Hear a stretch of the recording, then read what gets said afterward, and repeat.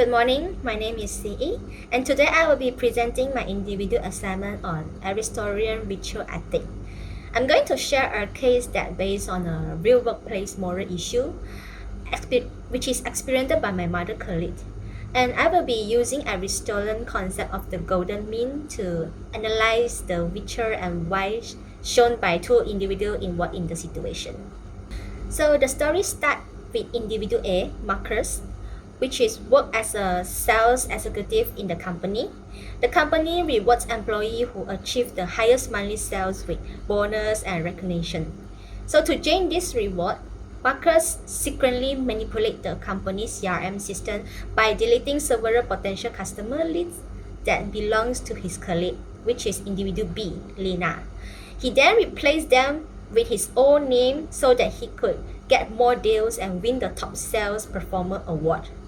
Later, when people found that Marcus intentionally manipulated the record and he justified his behavior by saying, "Everyone is sales, just want to survive."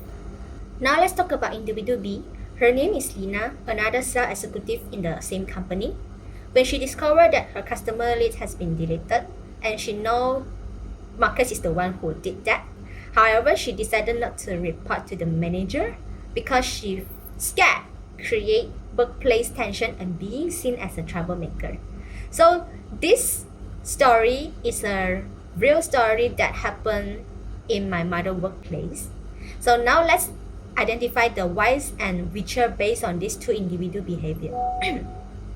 For individual A, Marcus, we can clearly identify several whys based on Aristotle's list of virtues and whys. Firstly is dishonesty, as individual A falsified data to gain personal benefit, showing lack of integrity and moral truth. Another wise is injustice.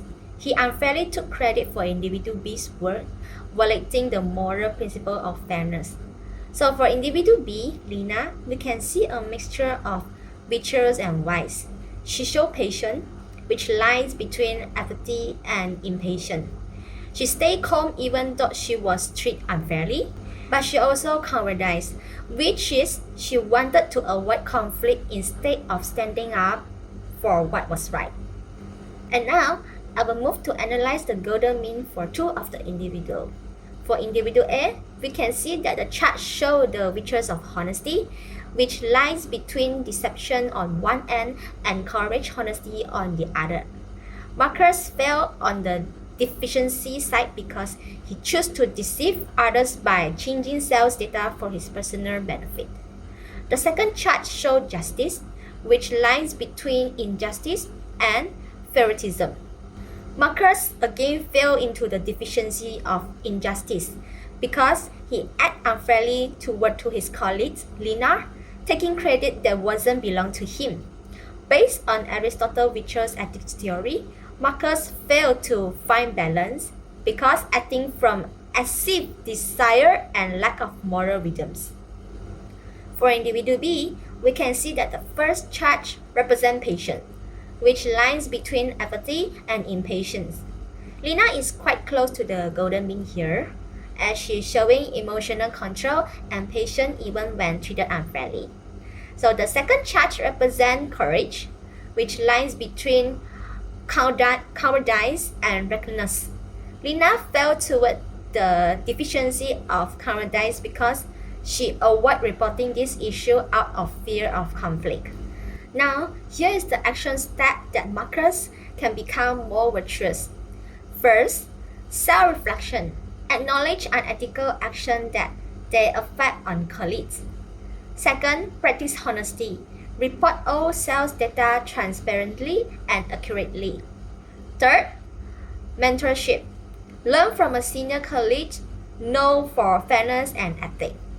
Fourth, he should set realistic goals and focus on teamwork rather than selfish competitions. For Lina, the focus is on developing moral courage while maintaining her patience. First, ethical assertiveness training. She should learn assertive communication skill to express her concern respectfully. Second, moral confidence. She must understand that reporting unethical act is a moral duty. Third, seeking for support. She can seek advice or support from her manager or HR to report issue properly.